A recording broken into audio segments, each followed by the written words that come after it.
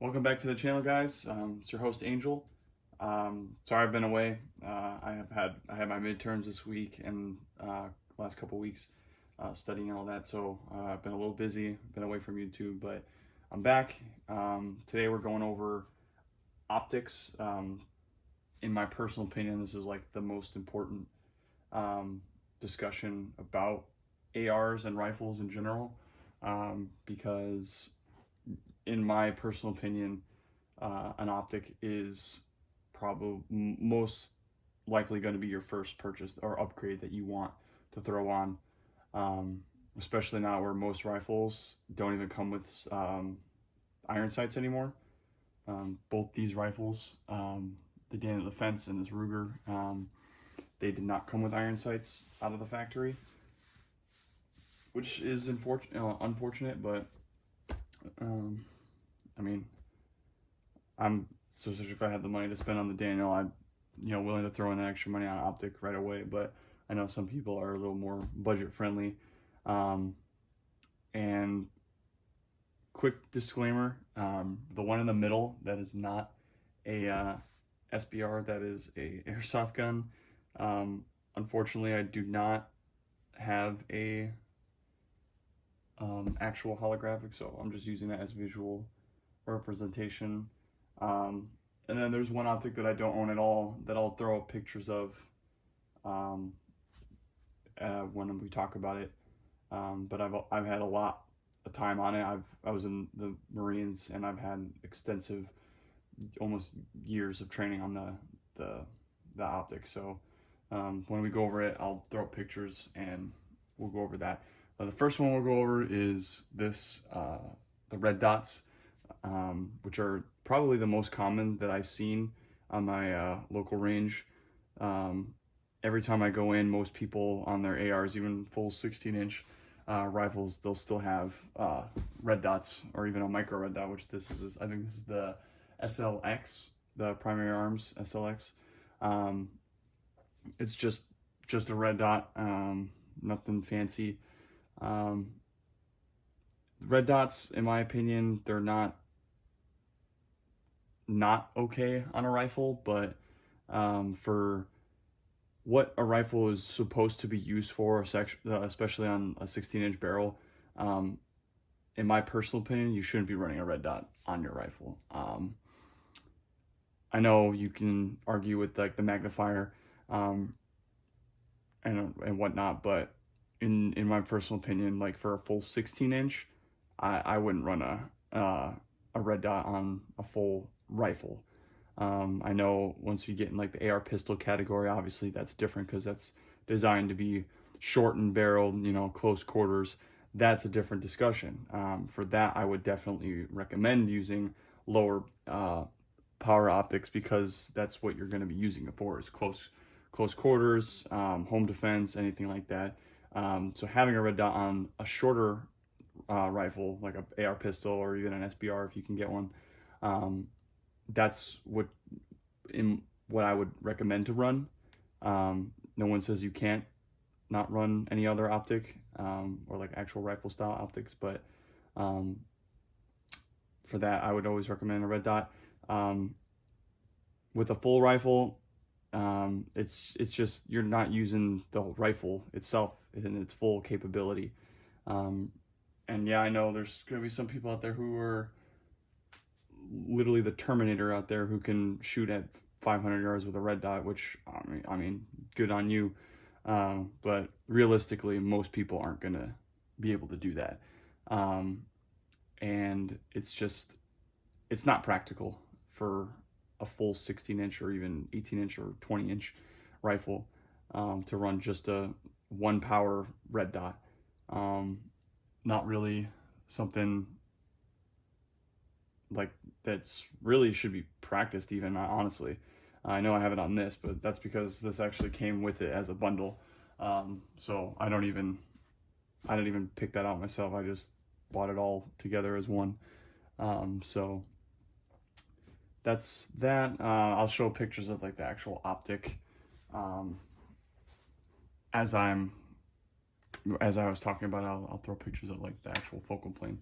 So we'll move this one out of the way, and then now we'll go into my airsoft gun, but we're going to talk about the holographic sights, or like a EOTech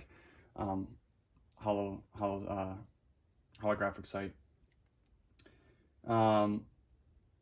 Obviously that's not a real one. I'll still throw pictures up of what it looks like, because the sight picture and like how it lights up in the glass is still the same. It's just not actually used for real firearms. I guess you could try, but I wouldn't try. Anyway, the holographics, those especially the EOTechs specifically, those are amazing optics. Though actually I would highly recommend, like the topic I was talking about earlier, where the shorter rifles and the SBRs for close quarter, you know, combat or anything urban environments. This, I would recommend using this for your optic.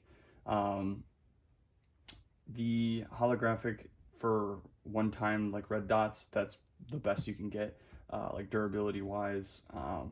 I haven't used a lot of them in the Marines, but I did get some training on them, and they're awesome. They hold the batteries last forever, holds at zero very well, and it's also very durable. I've seen guys trip and fall on rocks, you know, hitting the deck like hardcore, still holding at zero, still works, still good. Very little damage I've seen to like the lenses, like the glass on the actual optic itself, but this is, if I was gonna go with the close quarter, like if I had an actual SBR or AR pistol, which I will be in the future, I will be getting an EOTech on it for that close quarter engagements, because that's what this is designed for, and it's just overall for all one-time power optic, this is the one I would recommend highly. It's used by law enforcement, military, all over the world, not even just in the US. Tons of countries use them. They've proven their worth in combat and just overall every scenario. I know that these come in handy, and also especially in like law enforcement situations where it's, you know, you got to get out of a car real quick and get up on the gun real quick. And the other discussion is, you know, why people, or another popular, I guess, opinion that we would go against into our next optic, which is actually, I guess we'll just use the LPVO as an example, where that's like specifically a rifled optic. People will argue that they would run this instead, and then just throw on a magnifier to make it that 3 or 4 times zoom, to where you can use it, you know, you can flip it to the side and use it as the 1 power, and then move the optic, or the magnifier, excuse me, back to use for that longer range engagements, which it does work out. Like I said, I've seen it work. I've seen the magnifiers in action too. They do work. They're great. The only downside with that setup is really the whole reason why you're running a shorter rifle anyway is because of the weight. You're really using it for trying to get as like minimal stuff on there, so you're not carrying all that extra like gear, like all that extra attachments that you can throw on there for just, I guess, aesthetic that you don't need. But the magnifiers do work, but if you're gonna go for the longer range distances, I would go for an actual optic that's designed for that versus using a magnifier, because it's not going to be the same. Yes, it can be done. If that's what you got, that's what you got. Make do with what you got. But if you're going for that longer range stuff, I'd recommend going for one of the next 2 optics that I'll talk about. Like I said, I don't have this optic, unfortunately. But like I said before, I have lots of years of training on this optic, which is the Trigicon Acogs, or RCOs, how we call them, and as well as the STO as well. That's their 3 power Acog, and then the regular standard Acog is the 4 power. that one, I used the 4 power more than the 3 power, but 3 power was nice because it had the RMR attachment on it. I'll throw a picture up if you don't know what the RMR is, but it's the little pistol red dot on top, which made it easier to maneuver around in like close quarters, which that's actually kind of where I'm going to go with this next topic, where instead of the 1 power with the magnifier, in my personal opinion, especially for a full length AR, that setup is what I would recommend, because the rifle is designed for long distance engagements, and with the 4 times you're locked in to engage very far distance shooting. I know I've engaged with my Trijicon all the way up till I think the max I shot was at like 800 meters, and I was still shooting. You had to compensate a lot, but obviously that's just basic fundamental firearms. But it was doable. The only complaint I had about it was that it was a fixed sight.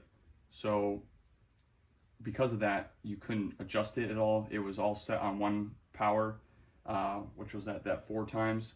And that was pretty much it. You had to compensate for every other engagement, with the 100, 200, 300, 400 on all the way out, which especially for a closer quarter engagement, where I would have preferred to use a red dot or a holographic for close quarters. You have to be able to compensate for your full optics.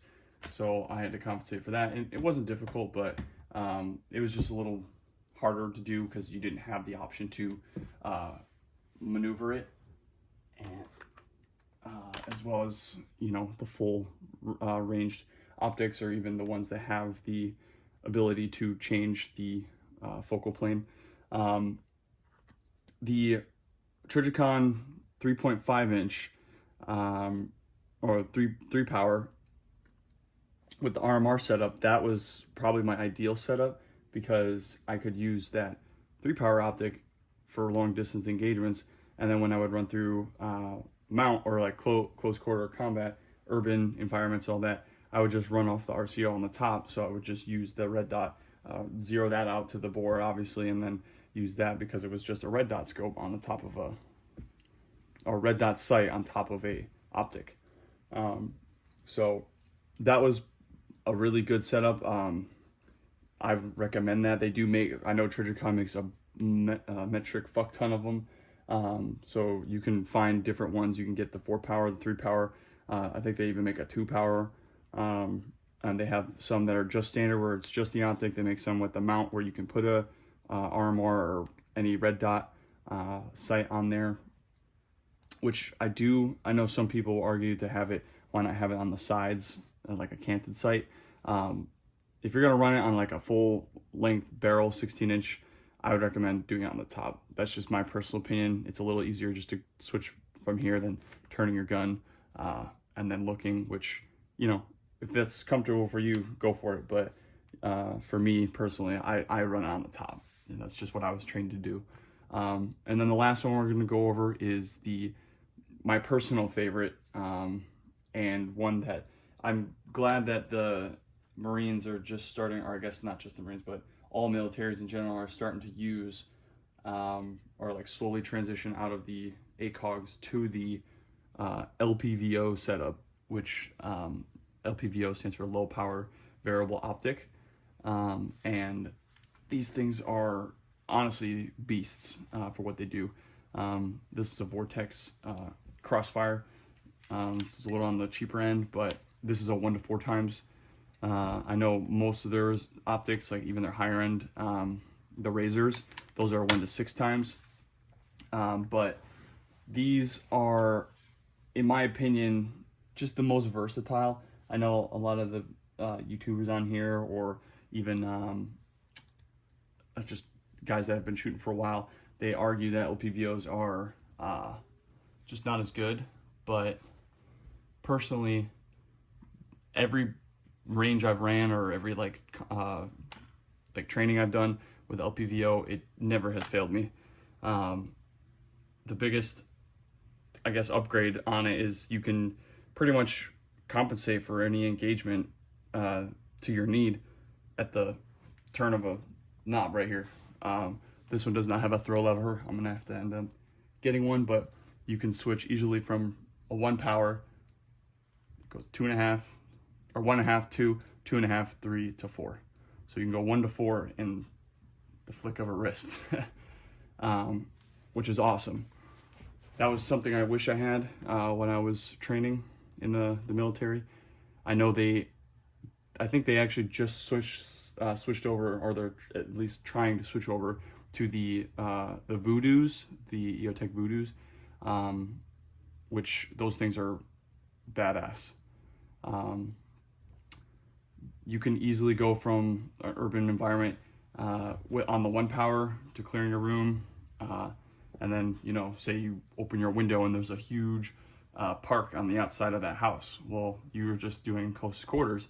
How are you going to get into that big park? You know, if it's 200 meters out, well, you can throw your lever out to 200 meters or even farther, and then just compensate for the range and engage whatever target you need to.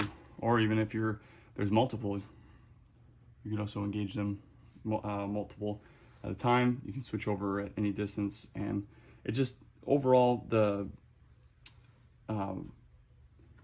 engagement criteria for the LPVOs is so wide. It's not as broad as the other ones, like I said, with the red dot or holographic, where you're pretty much set on a certain type of engagement, whereas this, you have a lot more options.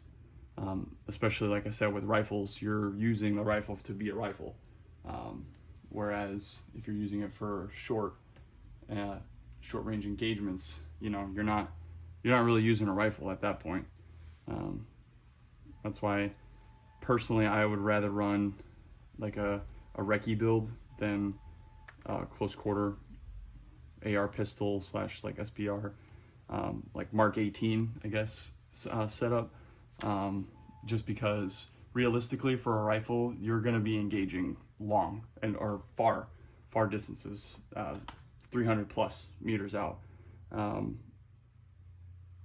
And, you know, a red dot's not really going to help you out. Yeah, if you have a magnifier, it's going to give you something, a fighting chance, but realistically, the guys with the big boy optics, I guess I'll call them, are going to be the ones that really perform the best.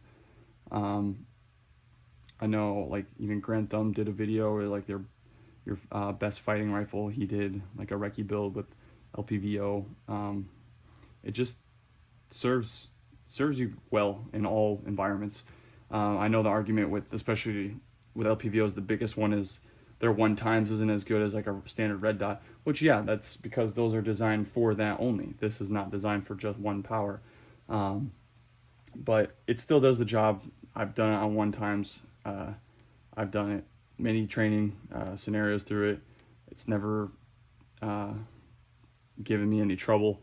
I will admit though, it does add a little bit of weight to it. This rifle still isn't too heavy to like wield even with my one hand.